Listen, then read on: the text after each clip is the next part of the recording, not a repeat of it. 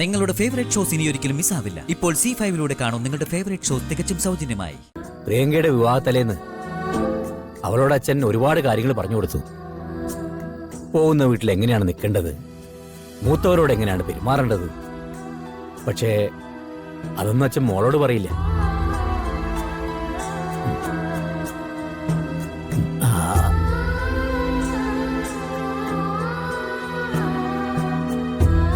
ഒന്നും പറഞ്ഞു തരാതെ തന്നെ എല്ലാ മര്യാദകളും നീ പഠിച്ചിട്ടുണ്ട്. ചെല്ലുന്ന വീട്ടില് നീ ഒരു സംസാരം ഉണ്ടാക്കില്ല, ആർക്കും വെറുപ്പ് തോന്നുന്ന രീതിയിൽ പെരുമാറൂല്ല. അതൊക്കെ അച്ഛന് ഉറപ്പാ.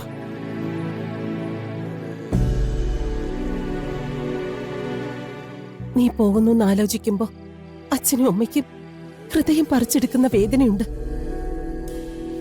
പക്ഷെ എപ്പോഴെങ്കിലും ഒരിക്കല് ഇത് സഹിച്ചല്ലേ പറ്റൂ. മോള് പോയി കഴിയുമ്പോ പൊരുത്തപ്പെടാൻ ഇത്തിരി ബുദ്ധിമുട്ടുണ്ടാവും. നാവിലെപ്പോഴും ആദ്യത്തെ വിളി മോളെ രാധികയെന്നല്ലേ.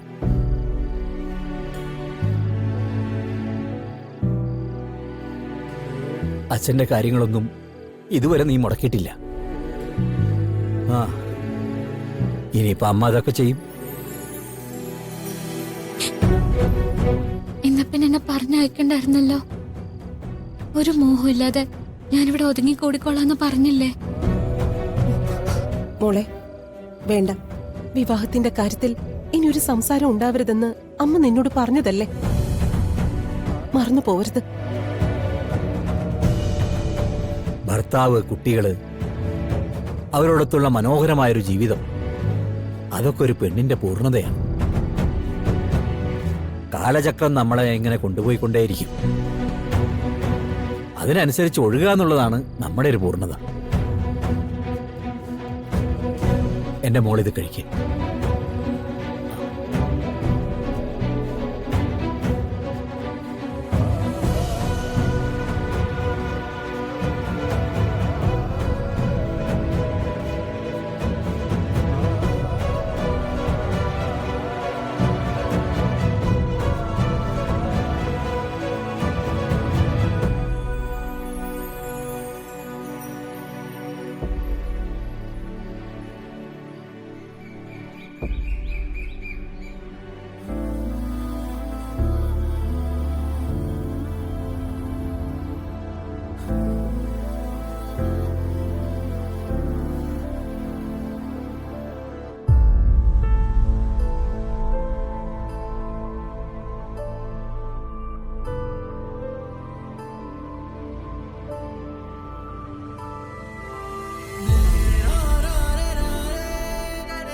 അച്ഛൻ വലിയ ഉത്സാഹത്തിലാ.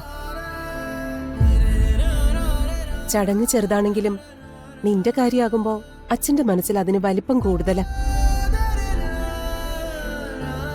അമ്മയായിട്ട് ഇനി ഒന്നും പറയേണ്ടതും ഓർമ്മിപ്പിക്കേണ്ടതും ഇല്ലല്ലോ. ഇല്ലമ്മേ, ഓർമ്മിപ്പിക്കാൻ എന്താ ഉള്ളത്? എല്ലാവർക്കും മറക്കാനല്ലേ ഉള്ളൂ. ഒരുപാട് കുറവുകളുള്ള എന്നെ പോലൊരാള് അതൊക്കെ ചെയ്യേണ്ടതാണല്ലോ. എന്താ നീ പറയുന്നേ? കുറവുകളായിട്ട് അച്ഛനും അമ്മയും കണ്ടിട്ടുണ്ടോ? പിന്നെ സംഭവിച്ചു പോയൊരു കാര്യം, അത് മനസ്സിൽ നിന്നെടുത്ത് കളഞ്ഞേ പറ്റൂ. ഡൗൺലോഡ് ചെയ്യൂ C5 ആപ്പ്. കാണൂ എല്ലാ എപ്പിസോഡുകളും സൗജന്യമായി.